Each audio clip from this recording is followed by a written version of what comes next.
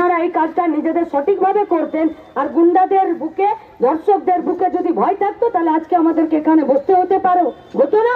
তাই আপনাদের যেটা সাধারণত কাজ সেই কাজটা করলে এক্সট্রা ডিউটি গুলো দিতে হতো না।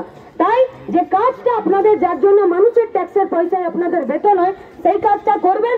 ভরসা রাখতে চাইছি, আপনাদের উপরে আস্থা রাখতে চাইছি। আস্থা রাখতে পারবো কিনা এটা আপনাদের কাজ ঠিক করে দেবে। বাড়িতে তো যান, গিয়ে তো দেখেন মাদের মুখ, মেয়েদের মুখ, মায়ের মুখ, বাচ্চার মুখ, বইয়ের মুখ, তারপরেও কি করে পারছেন উর্দিটা গায়ে রেখে আর গোটা পশ্চিমবঙ্গের মেয়েগুলোকে এই সমস্ত নরখাদকগুলোর মুখের উপরে সামনে তাদেরকে ছেড়ে দিতে, আর তাদেরকে ছেড়ে দিয়ে যারা প্রতিবাদী তাদেরকে আপনারা ধরে নিতে। তাই আমরা পরিষ্কার বলতে চাইছি, যারা প্রতিবন্ধীদেরকে ধর্ষণ করে, যারা মেয়েদেরকে সম্মান দিতে জানে না, যাদের গলা কেটে ফেলে রেখে দেয়, আর তাদের বুকে যারা এই কাজ করে তাদের বুকে আপনাদের সম্পর্কে যদি ভয় তৈরি না হয়, বাড়িতে গিয়ে আয়নাতে মুখটা গিয়ে দেখুন যে আপনারা কি কাজে যুক্ত হয়েছিলেন আর আজকে কি কাজ করছেন। তাহলে কি দিদিমণি বলে দিয়েছে নাকি আরজি করে কেউ ভাঙতে গেলে বাথরুমে ঢুকে যাবেন?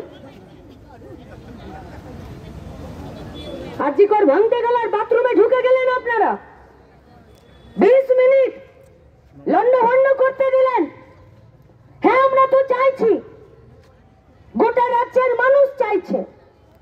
তাই তো 14 তারিখ গোটা রাজ্যের আমাদের মায়েরা, আমাদের বোনেরা, আমাদের বাচ্চারা, আমাদের বাড়ির লোকেরা, আমাদের রাজ্যের লোকেরা রাস্তায় ছিল সেদিনকে। যে রাতটাতে সন্দীপ ঘোষ বলে দিলে হবে না যে ডাক্তারের রাতের বেলায় সেমিনার হলে কি করার দরকার ছিল। কোন প্রিন্সিপাল, কোন তৃণমূলের চটি চাটা ঠিক করে দেবে না যে মেয়েরা রাতে রাস্তায় থাকবে না, দিনে রাস্তায় থাকবে।